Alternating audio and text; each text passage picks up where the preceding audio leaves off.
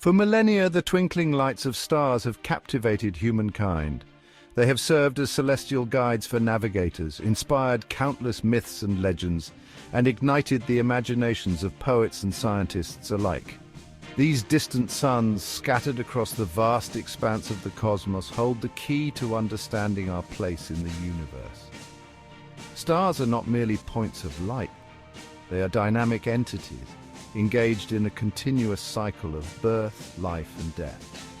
Their life stories are tales of immense energy, incredible transformations, and profound impact on the cosmos.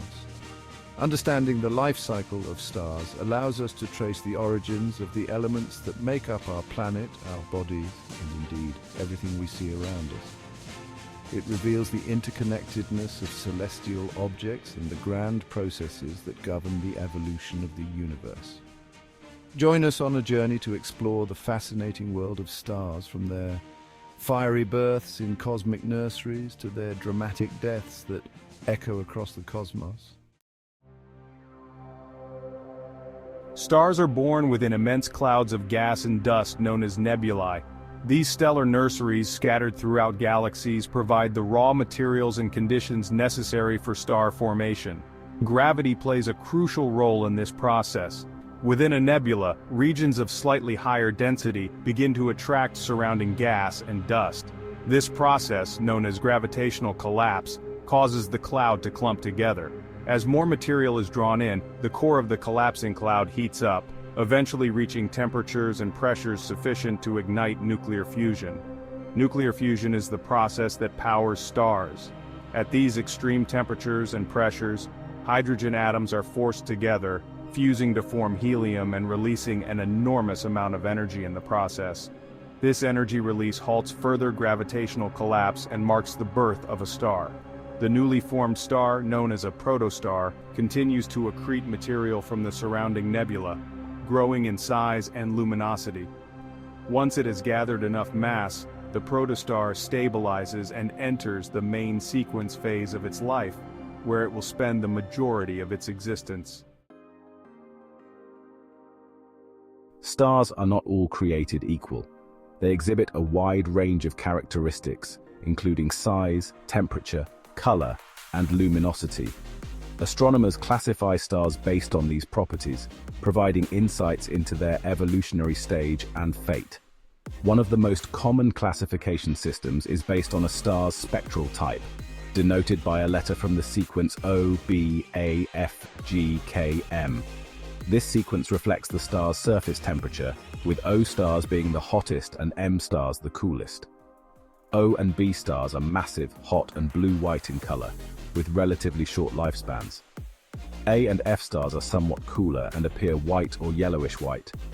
Our Sun, classified as a G star, is a yellow dwarf with a surface temperature of about 5,500 degrees Celsius. K and M stars are the coolest and most common type, appearing orange or red. Star classifications provide a framework for understanding the diversity of stars in the universe. By studying their properties, we can piece together their evolutionary histories and predict their future fates. Section 4. Stellar Evolution, a dance through time. The life cycle of a star is a fascinating journey spanning millions to billions of years. The path a star takes through its life depends primarily on its initial mass. Low-mass stars, like our Sun, spend billions of years fusing hydrogen into helium in their cores. This stable phase, known as the main sequence, constitutes the majority of a star's life. As hydrogen in the core is depleted, the star expands and cools, becoming a red giant. Eventually, the red giant sheds its outer layers, forming a planetary nebula, a glowing shell of gas and dust. The core contracts into a dense, hot remnant called a white dwarf. White dwarfs gradually cool and fade over billions of years. High-mass stars, on the other hand, live fast and die young. They exhaust their nuclear fuel much more rapidly, leading to a more dramatic end. After the main sequence, these stars expand into supergiants and undergo a series of nuclear reactions in their cores, fusing heavier elements. When the core is primarily iron, fusion ceases, and the star can no longer support itself against gravity. The core collapses violently, triggering a supernova explosion, one of the most energetic events in the universe. The remnants of a supernova can form a neutron star, an incredibly dense object composed mostly of neutrons, or in the case of the most massive stars, a black hole, a region of spacetime where gravity is so strong that nothing, not even light, can escape. Section 5. Cosmic Alchemy, Stars as Element Factories.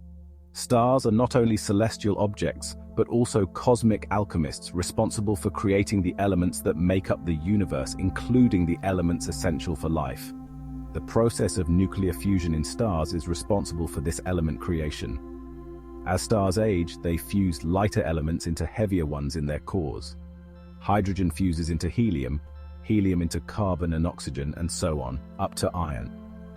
The heavier elements, from iron to uranium, are created during the explosive deaths of massive stars in supernovae. The intense energy and pressures during these events allow for the rapid capture of neutrons by atomic nuclei, forming heavier elements. These newly formed elements are then dispersed into the interstellar medium, the vast spaces between stars, enriching the gas and dust clouds that will eventually give rise to new generations of stars and planetary systems. In a very real sense, we are all made of star stuff. The carbon in our bodies, the oxygen we breathe, the calcium in our bones, all were forged in the fiery hearts of stars that lived and died long ago. Section 6. Stellar Echoes, Light Travel and Cosmic Distances. The vastness of the universe is difficult to comprehend. Light, traveling at an astonishing speed of approximately 299,792,458 meters per second, still takes a significant amount of time to traverse the cosmos. To express the immense distances between celestial objects, astronomers use the light year, which is the distance light travels in 1 year. This unit is equivalent to about 9.46 trillion kilometers. When we observe distant stars, we are not seeing them as they are now, but as they were in the past. The light we receive from them has been traveling through space for years, centuries, or even millennia. For example, the light from the Andromeda galaxy, our nearest galactic neighbor, takes about 2.5 million years to reach us. This means that we are seeing Andromeda as it appeared 2.5 million years ago.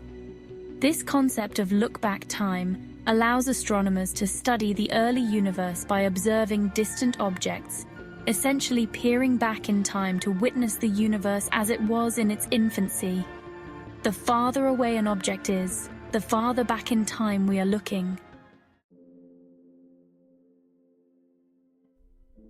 Section 7.